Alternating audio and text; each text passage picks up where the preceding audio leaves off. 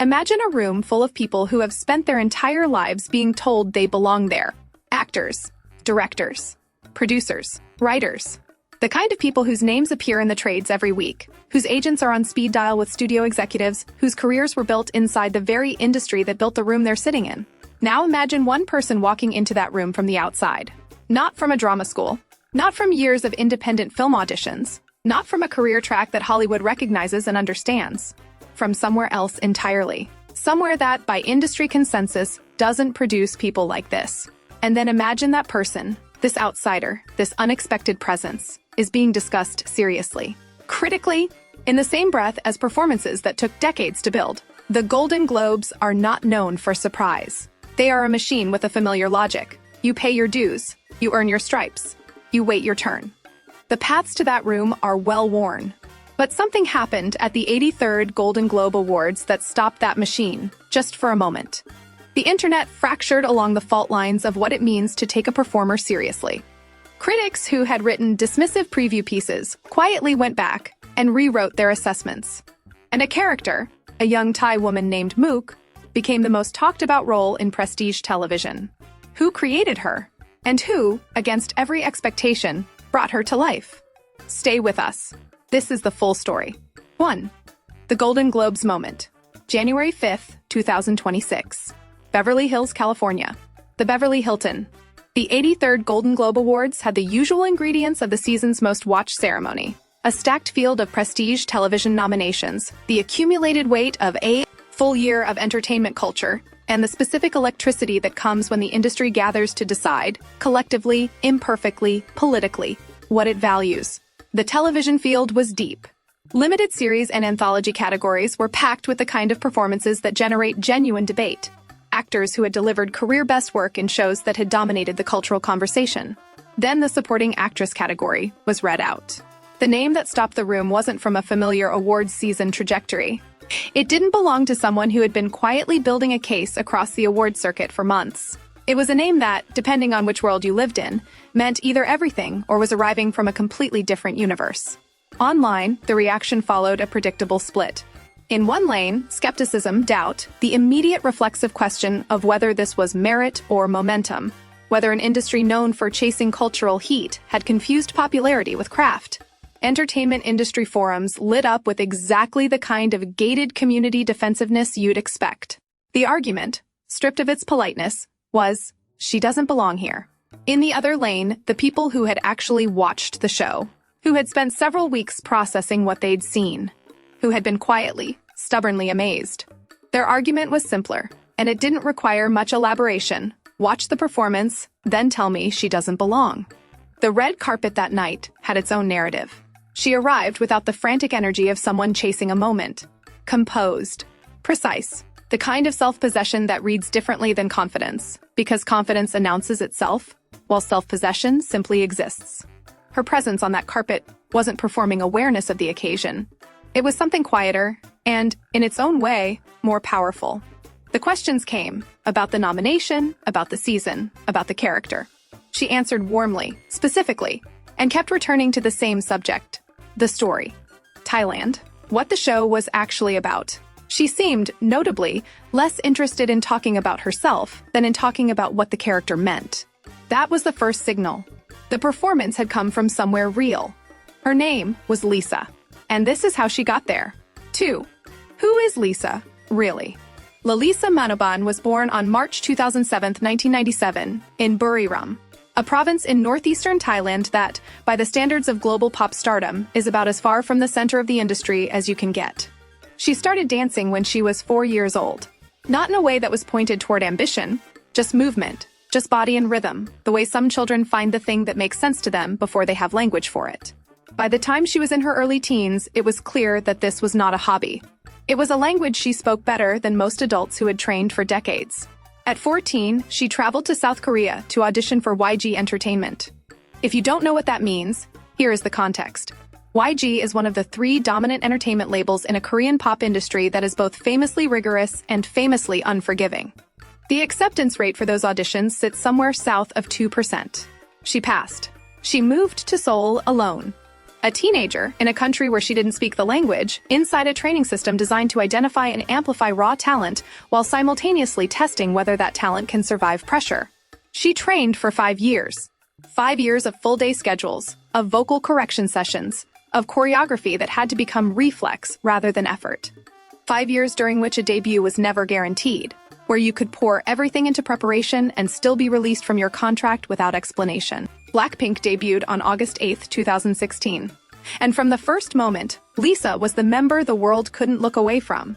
Her dance ability is, by objective measure, in a category almost entirely her own within the K-pop industry. But it wasn't just technical execution. It was the quality of attention she drew.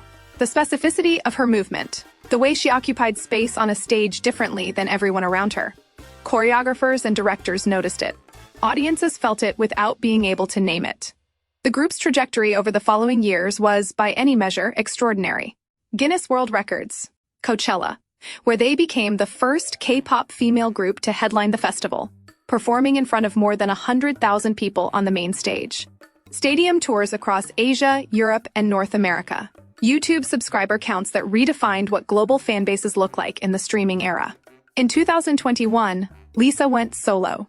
Her debut single, Lalisa, broke streaming records on release and confirmed something the industry had suspected but not quite been forced to reckon with. Her individual draw was as significant as her contribution to the group. Her subsequent work under her own label, Loud, built on that foundation with material that showed a restlessness, an ambition to evolve. Through all of it, she spoke in interviews, consistently, without urgency, about wanting to act, about storytelling, about characters. Most people listened politely and moved on to the next question. She meant it. Mook White, the creator and sole writer of White Lotus, was developing Season 3. He was building a show about Thailand. He needed someone for a role that required genuine cultural intelligence, physical presence, and the ability to carry emotional weight in a fundamentally different register than performance. He called Lisa. 3. White Lotus Season 3, The Bigger Picture. Before you can understand what landing this role actually means, you need to understand what White Lotus is, not as a streaming product, but as a cultural object. Mook White created the first season in 2021. Filmed at a real Hawaiian resort during a pandemic-complicated production schedule, it premiered on HBO with relatively modest expectations. It was pitched, loosely, as a dark comedy about wealthy tourists and the resort staff who serve them. Within 2 episodes, it was clear this was something significantly more precise than that pitch suggested. White Lotus Season 1 is a class study. It observes, with forensic attention and very little mercy, what happens to people when they are insulated from consequence by money. The guests at the resort are not villains. They're worse than villains. They're people who never have to think about the weight their comfort places on other people. And the show makes you sit in that discomfort without offering easy relief. Emmy nominations arrived in quantity. Season 1 became the kind of television that critics didn't just review. They wrote essays about, academic papers about. It entered the cultural vocabulary. Season 2 moved to Sicily and expanded the ambition. The writing got darker, the moral architecture more labyrinthine. Jennifer Coolidge's performance as Tanya McCoy became, and this is not hyperbole, one of the most discussed television performances in years. Aubrey Plaza arrived in full command of her powers. The season broke HBO streaming records and ran deep into the awards season conversation. By the time Season 3 was announced, set in Thailand, the show had achieved something rare in contemporary television, the status of a genuine event. Not appointment TV, an event. The kind of show where casting rumors generate headlines, where the location choice alone prompts serious cultural commentary. Mook White has spoken about his interest in the specific tension between international wealth and local culture. He is not interested in tourism as backdrop. He is interested in what tourism does, the transactions it enables and disguises, the way it structures power between guests and the people who serve them, the specific kind of dehumanization that occurs when a person is reduced to their function in someone else's vacation. Thailand, with one of the largest and most economically complex tourism industries in Southeast Asia, was not chosen arbitrarily. The class dynamics were built into the location. And in that context, a show about Thailand, told with the specificity White Lotus requires, casting a Thai performer in a significant role was not a diversity metric. It was a creative necessity. The role was Mook. The performer was Lisa. 4. Deep dive. Who is Mook? Stop here for a moment, because Mook is not who you think she is. When the internet first processed the news of this casting, a narrative formed, quickly, confidently, and almost entirely incorrectly. The assumption was that the role would be small, decorative, the kind of supporting part designed to generate press attention without requiring creative risk. A cameo, dressed up as a character. Something to put in the trailer that wouldn't actually test anyone. That assumption didn't survive contact with the season. Mook is a young Thai woman who occupies the difficult, revealing territory that White Lotus knows better than almost any other show on television, the borderland between the world of the resort and the world outside it. She is not a guest. She is not quite staff in the conventional sense. She lives in the middle distance, close enough to the wealth on display to feel its gravity, outside it enough to see it clearly. This is the position the show most consistently finds interesting. The position where complicity and self-preservation are not easily distinguished. She has ambitions. This is crucial. Mook is not written as a passive figure reacting to more powerful characters. She makes choices. She pursues things. She navigates relationships with people inside the resort's economic orbit, with her own family, with her sense of who she is and who she is trying to become, with a degree of agency that makes her, at times, deeply uncomfortable to watch in the way that good White Lotus characters always are. She does things you understand. She does things you're not sure you can defend. And that gap between understanding a character and being able to simply endorse their choices is exactly where Mike White's writing has always lived. This is not a stereotypical role for an Asian woman in Western prestige television. Let that land, because it matters.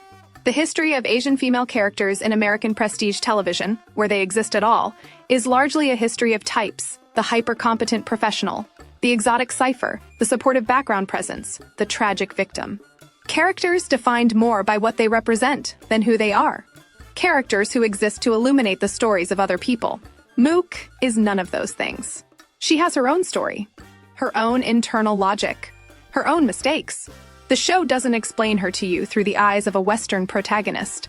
She is the protagonist of her own corner of the narrative. Now, how does Lisa actually play her?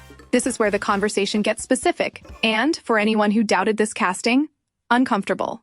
Lisa brings to Mook something that is technically difficult to name but immediately evident on screen: containment. Controlled, watchful, interior containment. The performance does not reach outward toward the audience. It does not announce its emotions. It does not lean on the conventional signals, the raised voice, the trembling lip, the tears arriving at the right moment, that actors use to tell audiences how to feel. Instead, Lisa plays Mook from the inside, through stillness, through the quality of attention she gives the other actors in scenes, through what her body does when she says nothing, through the specific way she holds or releases tension depending on who she's speaking to and what she needs from them in that moment. This is hard. This is, in fact, harder than the more externalized emotional performances that typically attract awards attention, because it requires absolute trust in the audience's intelligence and absolute confidence in your own physical instrument. Her dance background, counterintuitively, appears to be the foundation rather than an interference. Lisa understands bodies at a level most actors do not. What posture communicates, what the tempo of a gesture signals, what it means when a person occupies space one way versus another. These are physical intelligence skills, and she applies them with clear intentionality to every scene. The Thai language scenes carry an additional authenticity. Not just fluency, the rhythms, the humor, the weight, the specific music of the language in particular emotional registers. These are impossible to fake. They are felt, or they aren't. The scene that generated the most critical discussion, and will stop short of spoiling it entirely, is a confrontation sequence in the middle of the season. Mook, facing someone with significantly more institutional power than she has, holds her ground. She does not shout. She does not break. She simply looks. And in that look is the full architecture of everything the character has carried for the episodes that preceded it. Critics who had previewed the season with skepticism, some of them quite open about it, did something unusual in their published reviews. They updated their positions. They acknowledged being wrong. The word that appeared most consistently in the serious press coverage was not good or impressive. It was surprising. And the surprise was not at competence. It was at depth. And 5. The Golden Globes reaction. What actually happened. The nomination announcement, published in December 2025, dropped into an entertainment media landscape that was not ready for it. Best Supporting Performance by a Female Actor in a Limited or Anthology Series or Motion Picture, one of the most competitive categories at the Golden Globes. a field that typically requires years of accumulated industry credibility to enter. A category that, in its recent history, had recognized some of the most technically demanding performances in contemporary television. And on that list, Lisa. The week that followed was instructive, not because of what people said about the nomination, but because of who said what and how quickly the fault lines became visible. Entertainment industry insiders, the people who write for trade publications, who sit in for your consideration screenings, who track award trajectories as professional practice, were divided along lines. That had less to do with the performance itself and more to do with a prior decision they had made that this kind of artist from this kind of background simply didn't cross into this kind of recognition. The argument against the nomination was rarely about the performance. It was about category, about whose territory this was. Against that, steadily, and eventually more loudly, were the people who had watched the show with no prior investment in its casting controversy, who had spent the season evaluating the work as work, whose position, simply put, was this: the performance earns the nomination. Watch it, and tell me it doesn't. The Golden Globes ceremony itself was a different kind of experience. Lisa on that red carpet was, and multiple outlets noted this with varying degrees of surprise, not performing her occasion. There was no visible hunger for the room's approval. She answered questions thoughtfully, kept pivoting to the show, to the character, to what White Lotus Season 3 was actually trying to say about Thailand and about power. She seemed, to a striking degree, more interested in the story than in the outcome. When the category was announced, the broadcast cameras found her in the audience. Her expression did not change the way the room expected. She was present, still, watching. She did not win the award that evening. The trophy went elsewhere. And yet, the conversation that followed her nomination and her presence in that room was of a different order than the conversation around many winners. Industry veterans spoke publicly, in the days after, about the structural significance of what had occurred. A K-pop artist, receiving individual acting recognition from a major American awards body for a principal performance in a prestige dramatic series, not a cameo, not a guest stint, a full, credit-bearing, critically examined performance. The comparisons made in that coverage, to Sandra Oh's Golden Globe recognition for Killing Eve, to the broader arc of Asian representation in serious Western television, were not made carelessly. They were made by people who understood what it takes to change an industry's definition of who belongs. History doesn't always arrive loudly. Sometimes it arrives in a category reading and a face that doesn't flinch. 6. Cultural significance and what comes next. Pull back from the ceremony. Pull back from the character. Pull back from the performance itself. Because what happened here is part of a larger story that has been building for years, and it is not finished. The assumption that K-pop stardom and Western prestige television occupied sealed separate worlds was never based on talent. It was based on gatekeeping, on industry inertia, on the unspoken conviction, held by people in very comfortable chairs, that the thing they recognized as legitimate art was necessarily different from the thing that happened over there, in those other markets, for those other audiences. That assumption has been under pressure for some time. Parasite won the Academy Award for Best Picture. Michelle Yeoh won the Oscar for Best Actress. The global audience for Korean drama, and Korean film, and Korean music has been demonstrating for the better part of a decade that cultural quality is not a geographic monopoly. Lisa's White Lotus arc is the latest point on that line. But it is a particularly significant one, because it is not about a film industry that had time to recalibrate after Parasite. It is about the television industry, which has been slower, making space for someone who came from the part of entertainment culture it had most persistently dismissed. The implications for other K-pop artists are real and immediate. Right now, not in the abstract, there are performers watching this story who are reconsidering what's possible. Managers and creative teams who are building strategies they wouldn't have built a year ago. Casting directors who are looking at a pipeline they previously ignored with different instructions. And beyond K-pop specifically, Lisa's casting in White Lotus Season 3 contributed to a season that was substantively different in its treatment of Thai culture and Thai characters than the West has typically managed in prestige television. The local characters were not backdrop. They had interiority. They had stories that didn't exist to service Western protagonists. That is a creative choice that raises the bar. And once a bar is raised visibly in a show this prominent, it becomes harder for other shows to pretend the lower bar was ever acceptable. As for what comes next for Lisa herself, she has been clear publicly that acting is not a one-season experiment. She is building toward something. The specific shape of that next project is not confirmed. but the direction of travel is from Buriram, Thailand. At age 4, dancing. Decades of work bringing her to a room she was never supposed to enter. She walked in. She earned it. The conversation is changed. We started this video with a question about a room being changed. A room full of people who had spent their lives earning the right to be there. And one person walking in from a world that room had never quite acknowledged. No drama school credits, no conventional industry path. Just 20 years of discipline applied to craft, and a performance that made the argument for itself. This was not luck. It was not a favor from an industry feeling generous. It was work, recognized, belatedly, imperfectly, but genuinely, as work. Lisa walked into the Golden Globes as herself, and the room adjusted. If this story landed with you, drop it in the comments. Do you think Lisa's White Lotus arc genuinely opens a door for other K-pop artists in prestige television? Or is this a singular, unrepeatable crossing? We want the debate. See you there.